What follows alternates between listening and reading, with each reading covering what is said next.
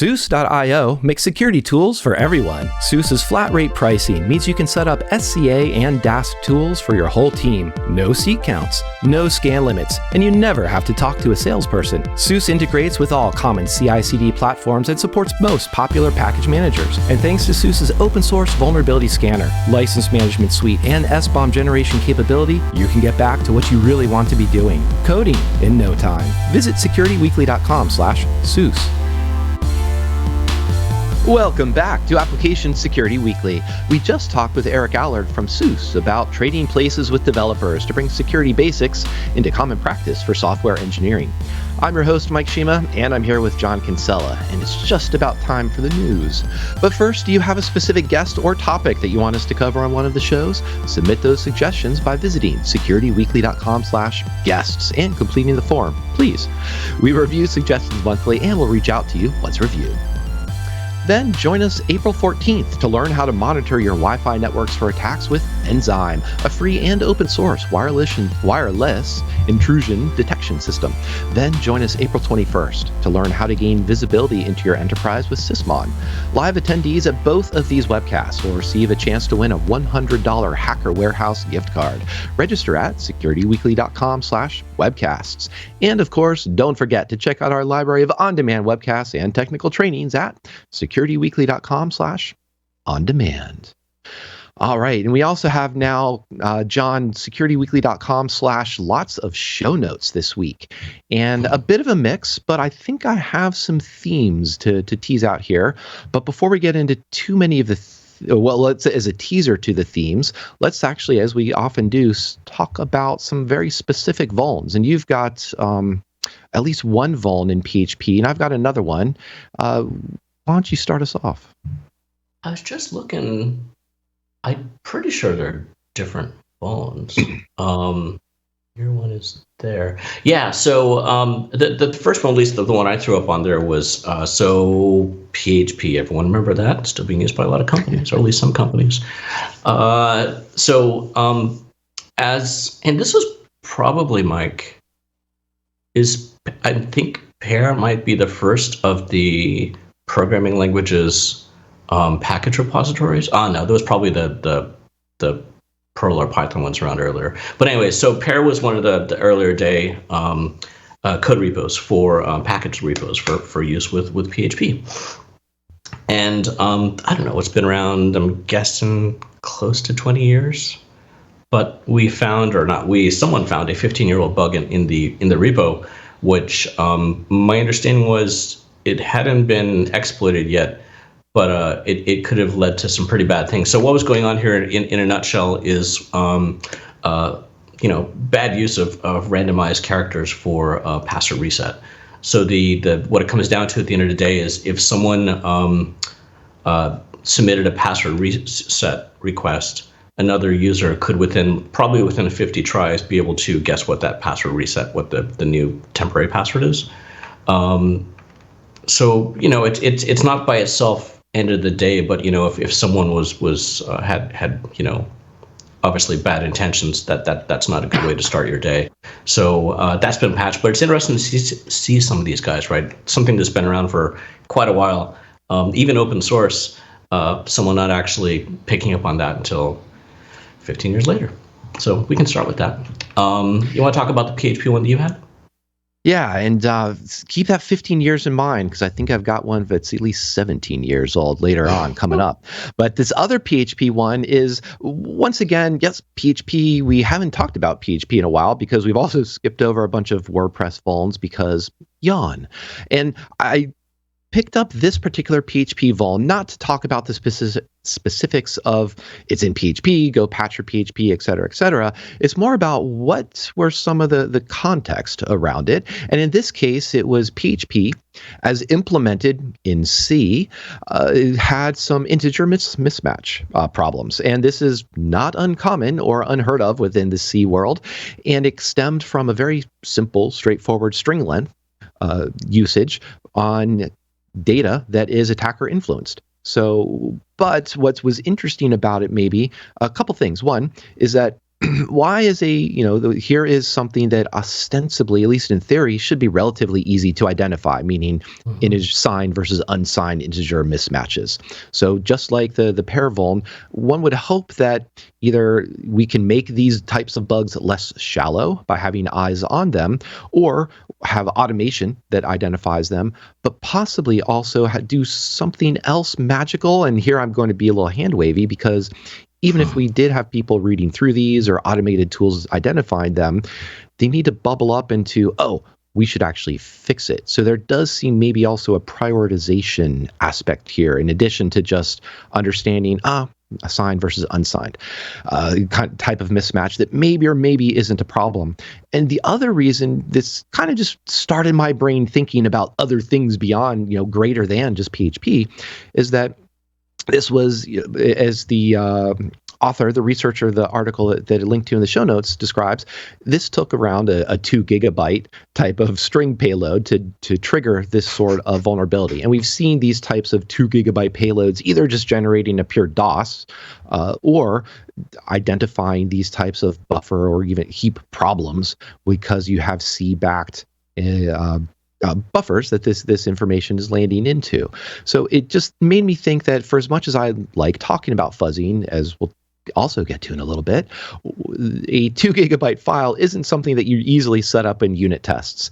And so it is one of those things, though, that what about unit tests that do think about edge cases for the 32-bit boundaries or 16-bit boundaries, if you're dealing with smaller items, or 64-bit boundaries? Because guaranteed, you're not going to submit a 64-bit string into a header, but you may still have theoretically some problem around there. So it's more of just the theory of, how do we do better software testing to find this? That was where my brain brought this aspect of a PHP vulnerability. And it's funny, I'm sort of, as you're talking about that, I'm sort of think through, this is a little bit of the IBM PC. What was it that Bill Gates said? 16K memory, 64K memory, whatever it was. Right. No one's ever going to use a 32-bit full payload to upload, and that's probably part of it. I'm sure when someone's looking at this, they're going, "It's completely fine." But also, it's so where my thought process on that was some of this older code, which has been around for a while. We knew some of these things weren't great back then. But at the same time, maybe we didn't fix them. But as we've sort of matured with some of the other open source packages out there, where it's now fairly common for us to, look for these type of issues and fix them either at code commit or by running tools and, the standard things that we talk about here every week. I'm guessing that some of these older packages, which have been around for a while, they missed that window of getting the close eye. So now do we as an industry, as a community, need to go back through and sort of look at some of that older code and go, hey, can we take a closer look at this and what's it actually doing? I'm not sure if it's worth the effort, but that's going to require time. So we'll see if we find more or less of these sort of old things popping up. We've seen a few, and you said we've got another one coming. We've seen a few. We'll have to see what that number, how that volume increases or decreases over the next year or two. Yeah, and it also, I like the PHP bug that you grabbed, the 15 years old one, because that little bit tied into last episode, where I had mentioned the desire for security articles to kind of diminish. Yes, this was here are the descriptive metrics of, this is how many downloads this app has had, or this NPM package has been downloaded 1 million times on a weekly basis, or here's the CVSS perfect 10, or this one is only a 9.7. Those, okay, fine. Those, yes, are information, but to me, I would be really curious about, for this CVE, when was that? How old is the code associated with it? Is it new code that was written that is highlighting, we do have better practices now, but the practices are still failing? Or in this case, this was old code that no one has looked at, touched in a while, but maybe we're due for that. And there's the idea of, I'll avoid legacy, just maybe call it stale, or maybe due for a refactor, even though, because before John even reminds me, it takes time. You actually need to invest, effort to refactor code. It doesn't just happen automatically, even though I think there's going to be a way to do it with AST tools and dynamically changing. Say it. Say machine learning. AI. So I'll go beyond machine Thank you for the learning. rainbow hands. I was going to go actually a slightly different direction on this. As you said that, I wonder. It seems like there might be value to have. We're on what CVSS, I think is V3 right now. Maybe on V4, they'd add in a on the environmental parameters attributes. Maybe have one of those be how old was the code. From a point of view, if that might affect how you go about mitigating or correcting it, right? If you've got a cross-site scripting and something from a few weeks ago, it's fresh in our head, we know how to fix it. If it's something that was written 15 years ago and the guy is no longer working on that code, he probably ate into the company and he might not even be coding anymore. How do you go about fixing something like that? That's probably worth taking into account from an environmental point of view. Yeah, that's interesting. I like that thought about throwing that date dimension into the environment, because for as much as I will make fun of CVSS and things that go to 10, which I will continue to do, dear listeners, there is possibly a case to be made for just having CVEs in general. And this brings us to the Zlib article. We did actually mention Zlib and Tavis Ormandy's brief discussion of it in the mailing list last week. But here's, I think, a really great write-up and overview about the history of this particular vuln, which, yes, it is time to go patch your Zlibs. But what was really interesting about this is that, cool, 17 years old, so we found an even older bug than the PHP pair example this time around. But back in 2017, 2018, this was actually identified, this specific flaw had been identified, and a patch made available for it. But what Tavis and some others discovered is that patch actually never made it into the main branch of the repo and never got actually committed and then picked up by any of the distributors. And Zlib is a widely used library, so it's the type of thing that it should be patched. And so now my curiosity turns to, maybe we really do need CVEs, because those are actually an enabler for the process to say, here's the flaw, followed up by the question of, is the flaw patched? And is that patch available now, the updated package? And we didn't have the CVE.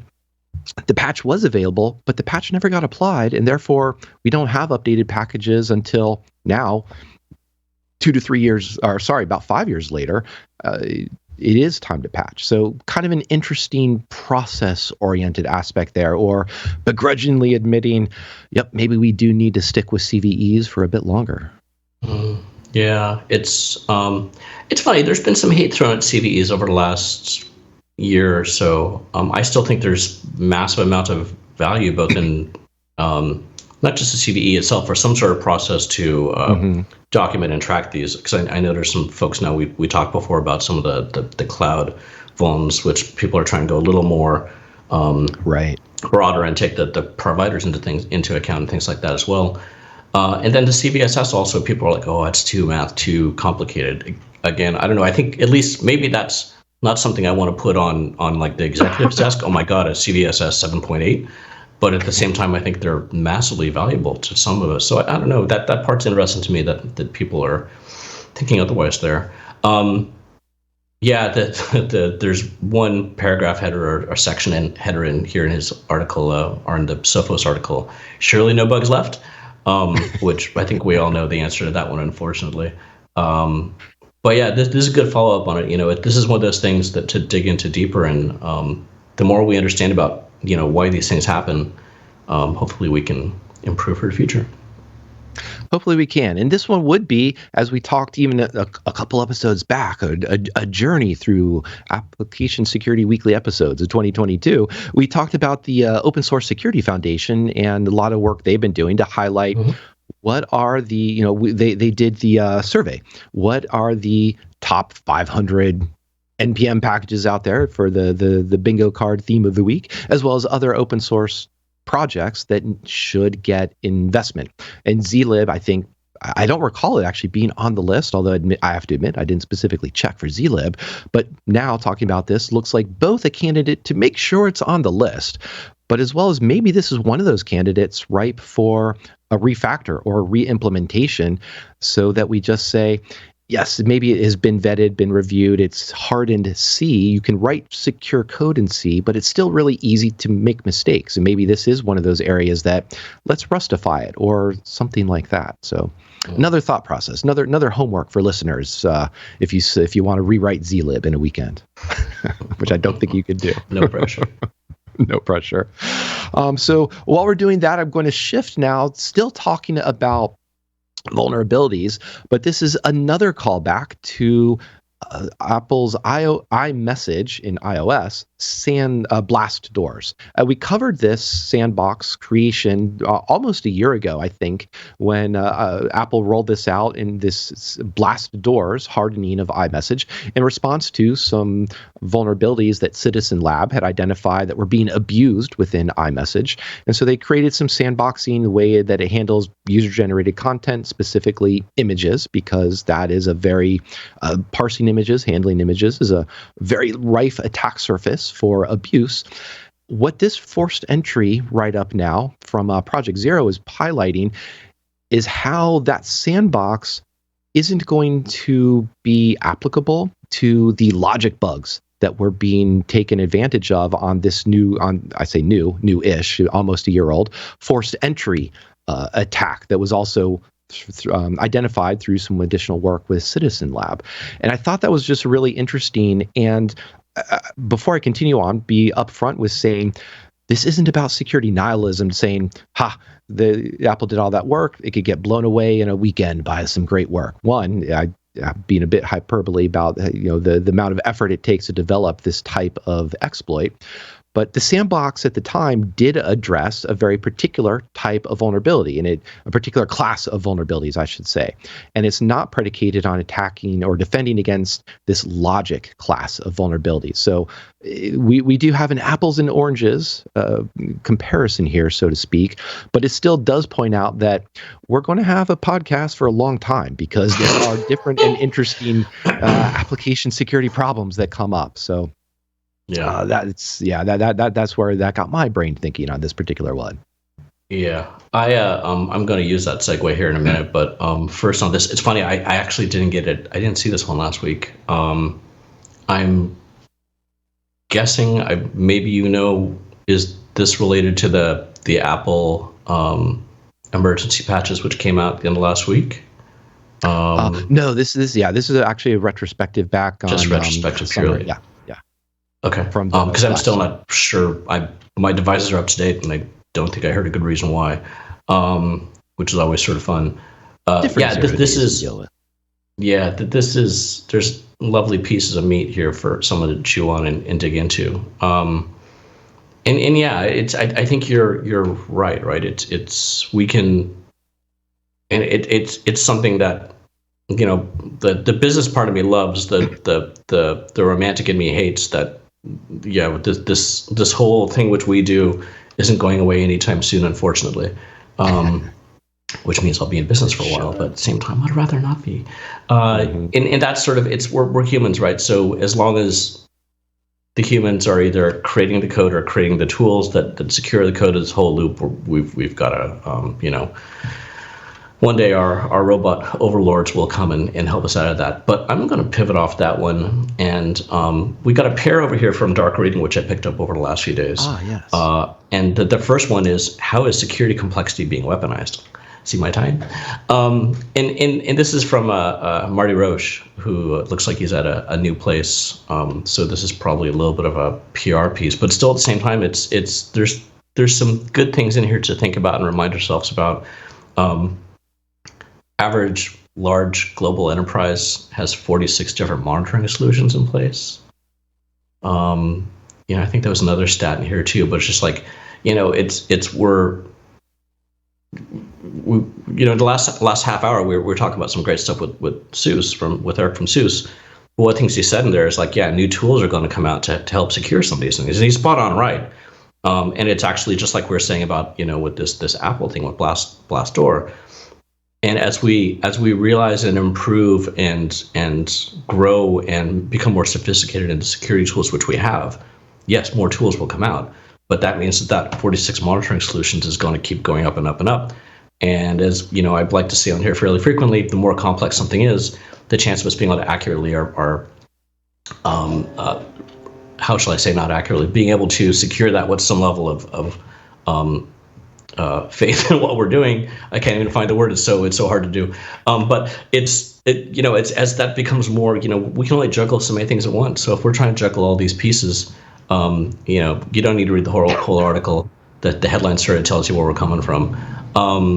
But before I pop over to the next one, I don't know if you have any comments on that. Anything? Is that? Are we saying something different or new, or what do you think, Mike? No, I think usually when you said complexity and security, my mind immediately went to, code bases, large code bases, complexity of things like iMessage, for example, since that's what we were talking about. But this is interesting because you did take us into aspect of the security, the complexity on the security team's side of, for just example, having so many monitoring solutions. And I think it does point to an interesting aspect of how can we get back to simpler engineering questions and simpler solutions, just to say, how many apps do I have? Do I have visibility at the layer of the instance they're running on, whether it is like an EC2 instance or within the Lambda, and then do I have insight in observability into the packages that it's using? So that SCA SBOM discussion we just had with Eric, and then do I have visibility into the application layer itself so that I can see this is what a customer support person did with their compromised access to just have a brief call back to Okta, for example. And if it takes 46 different monitoring solutions to do this in the cloud, in this other cloud, in this data center, this works in containers, but it doesn't work outside of containers, and this is for our Lambdas, that's kind of a nightmare. And maybe it is a little bit of an indictment on the AppSec industry in the sense of we're creating tools for personas that are security people, but not necessarily solving engineering problems. So you did get me on. I was able to build up a soapbox perhaps while you were talking. So I appreciate your overview there. So I could throw that in. And so as you notice, I had something to say. So let's find out what your other article is, so I can think about something else to say.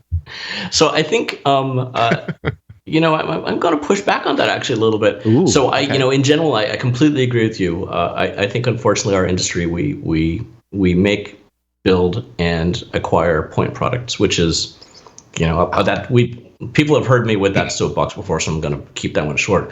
But I think part of the thing is it's not just so much introspective for us to look at ourselves. What I was thinking of right as you were saying that was maybe we need, I'm looking at the next article which is written by a chief architect, and I was thinking maybe we need a chief architect not at a company level, but like overall, like there's all these, even within our companies we might have some structure of what we're doing. But overall, as an industry or an organization or just in general the world, it's still cat herding. Like everyone's doing whatever they want with whatever language they want. And the last thing I want to do is have some sort of like legal or other message coming down from on high of you must use, Lisp. Pick your language, right? But that idea, the last thing I just want to say is that, or you must write your code in this manner. But maybe something like that in some way is what, maybe more best practices or more to think of some like blueprints, or I don't know, that might have something to do with it. Go ahead. I was going to say, I like that because it does, I can at least think of one thing, but maybe you might be more right than you think because I can only think of one thing off the top of my head, and that is moving everyone in the company to FIDO keys. Because I think that is an easy one that we've demonstrated as an industry. Google has some great research on this. Others do as well, about these are highly resistant to phishing, interception, replay. So that is just one great piece of let's do that and have FIDO keys for strong multi-factor authentication. And then we need to talk to John about who this like broad industry architect or security architect is, about what are those good practices to put in place. And maybe some of them will come about this other dark reading article. Walk us through that one. Yeah, and I'm actually going to table that FIDO conversation. We can come back with if we go to that startup article in the future. So this one again is, it sounds like, it's one of those like, again, you read the headline and you get the gist of it, but It's interesting where it comes from. And he starts by talking about, so the headline for those who are not reading, security lifecycle isn't the developer's lifecycle. I think for some of us, we'll go, no duh.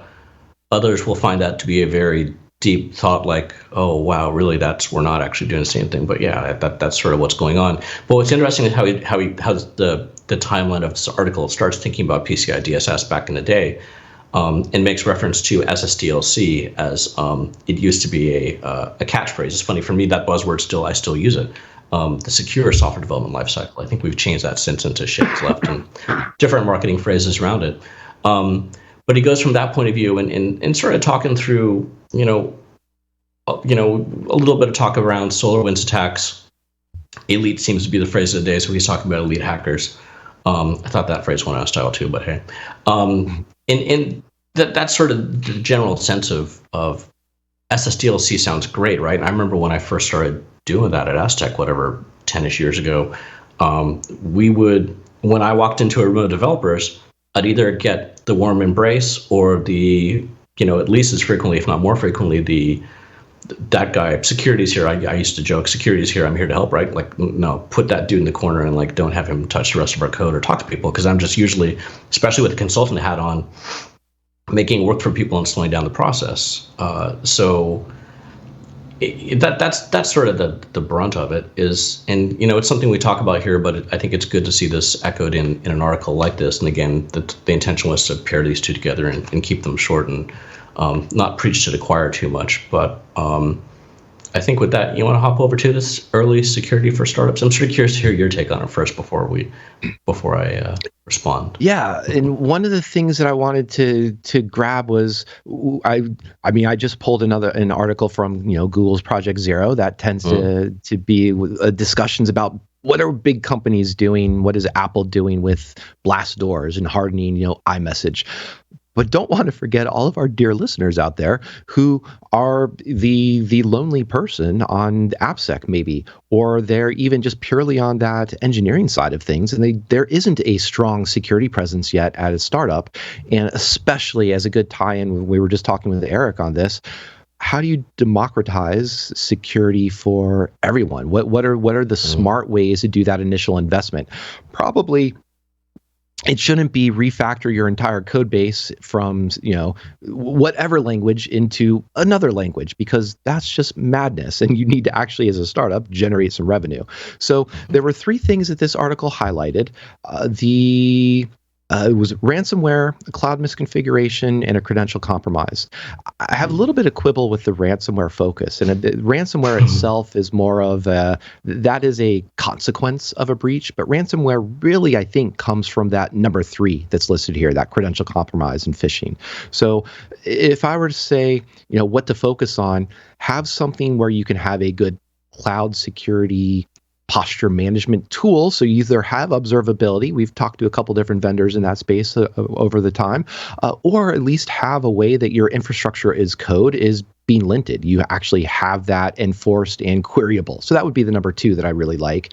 And then I did to reuse the what was on my mind in our last discussion, FIDO keys. Then protecting from credential compromise via phishing, saying everyone in the company, not just engineers, is on FIDO keys, and you've figured out the good workflows around that, both because people are going to lose FIDO keys, and sometimes the workflow isn't as easy, or it's a little bit different for developers or for non-developers even to understand. And then I think the other thing is that ransomware, credential compromise, those are kind of speaking towards the idea of least privilege access. And it's sort of tell me you're talking about zero trust without saying zero trust. And I don't think that a startup is going to adopt a zero trust architecture from the beginning, but I do think they can be really smart about some of the basics that are components and principles behind zero trust without having to say, yes, we are zero trust compliant, because that's kind of a meaningless phrase. So that's that's where my mind was going on this. Focusing on 2 and 3 and kind of just hand waving away that ransomware is a threat. It's not is something specifically to react to.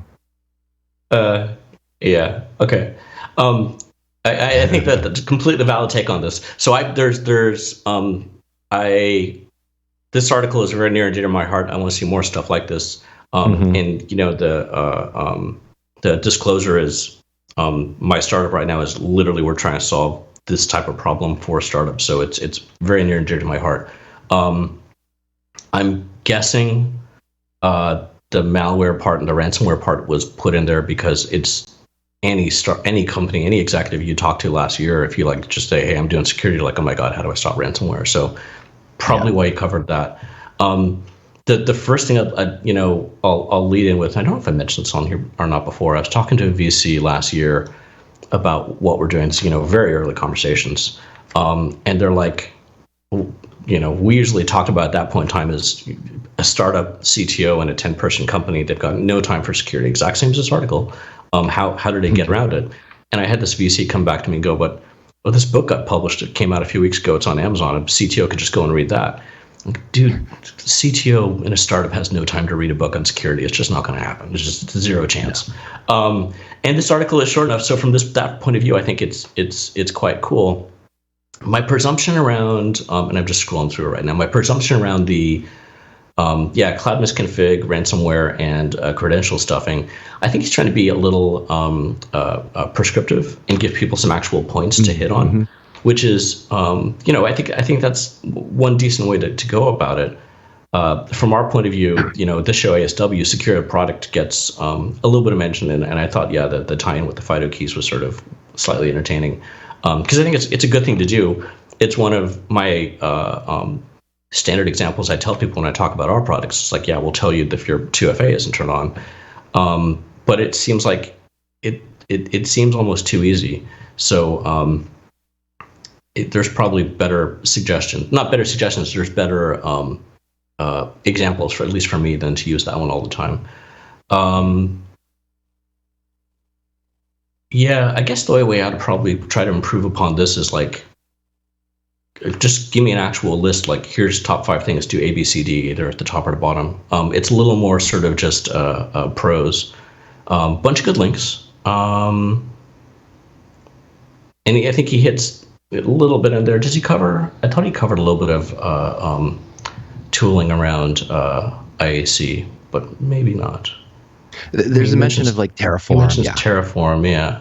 So it's hitting most of the points, right? It's a great starting point for people who need, if I'd say bookmark this one. If you have some friends that are doing a startup, they're just getting going, and as they hit that point, are like, oh, we need to think about security. Probably a pretty good place for them to go and look. And at least this is, gets the brain thinking about what they need to have on their mind, and then where do you go from there? So decent article. Yeah, and I think go ahead. One of the things in terms of being prescriptive is that there's a security questionnaire section in there, and that is just that's never a fun topic. And I think the one aspect is you're not going to be demanding many of your customers, many of your vendors early on fill out this questionnaire. I also think that filling out the questionnaire is a little bit of a lost cause in terms of that doesn't necessarily say anything. But as a startup, I'm going to pretty much guarantee you're going to receive these types of questionnaires from especially a lot of your bigger customers, your enterprise customers that are saying, we have a third-party security risk. And those questionnaires are going to be long, laborious, but some of them will have some useful bits of here are some things that you should be focusing on for security. So it's hard to prioritize because some of those questionnaires can be 10 questions. Some of them honestly can be 100, and that's not helping anyone. And it's hard to say that we've got to say yes to every single one of these questions because then your CTO is going to has even less time for filling out those questionnaires. So that's definitely a section that it's important to highlight because you're going to get those questions. But it's definitely a section that could use some revisiting and some love about how can you approach this entire space of third-party security questions better. And it's funny on that, as I've been talking to folks over the last 6 months or so, I think I mentioned we're in CyRise, a security accelerator in Australia, which gives us pretty good connections into C-level, usually CISO types in medium to large companies down in Australia.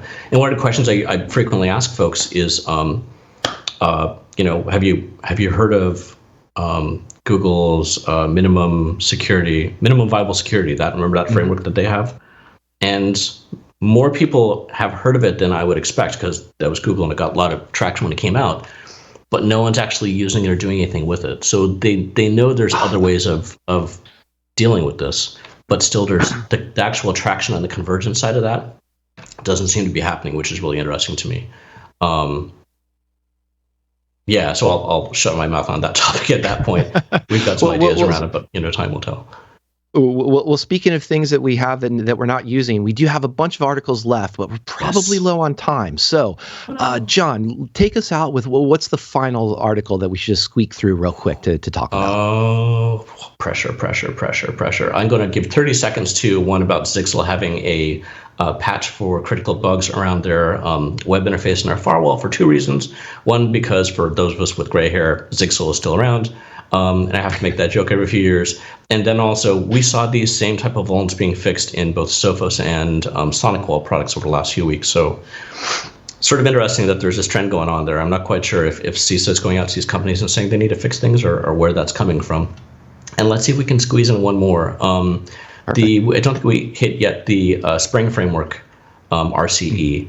And if nothing else, I want to shout out to the bug alert guys over at bugalert.org for putting a framework in place to send us early notification on this. I think you got this early too. I heard about this on Tuesday, the 29th. And it didn't go quote unquote public until a few days later. So that is really handy from the point of view that gives people starts getting the troops in order that, hey, something's coming, versus like the Friday announcement, which I think is what they did with SolarWinds was. It didn't come out like a Thursday or Friday. But yeah, the thing itself is, I don't know if there's anything you want to talk about on that. I haven't looked at it closely because I haven't run Spring in years. Yeah, so it's, for folks running Spring, hopefully, I think one of the interesting things coming out of this, I'll leave with this. One of the interesting things coming out of Log4j plus the previous Spring stuff plus this Spring stuff is hopefully our Java communities out there are a little bit better at patching stuff quickly or upgrading their versions quickly after they've gone through this a few times. So that's my good word for today. How about that? That's an excellent word for the day. And I'll just maybe use my 20 seconds to emphasize that, because it's a great write-up. I like the fact that it was updated over time. So you had a single spot to come back to say, am I impacted? What are some misconceptions? What was unfortunate that stood out to me is that in the workarounds, that if you can't upgrade, you can't apply some of the other mitigating factors, one of the options they did list was downgrading to Java 8, which just seems like this is just in principle, that just makes me feel bad that we'd have to go in that direction at all, or even consider that on a list of options. But I think it's really quickly on that. That's interesting from the point of view of is the fix. It's the mindset of someone who recommended that. Is the fix that difficult that it's easier to downgrade to a previous version of your JVMs and JREs, or is that just the mindset of, we're not going to be able to fix this quick enough, so why don't you just use that instead for now? I mean, either way is really a great choice, but that leaves a particular taste in one's mouth.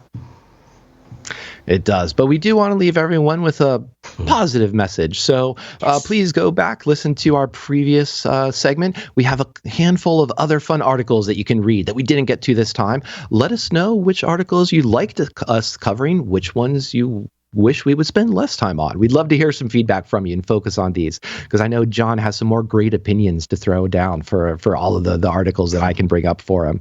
And on that note, I want to say thank you to John. I want to say thank you to everyone hanging out with us in Discord. And of course, everyone who's been listening to us over the months and years. Please subscribe, give us a like, check out the show notes, and we'll see you next week on Application Security Weekly.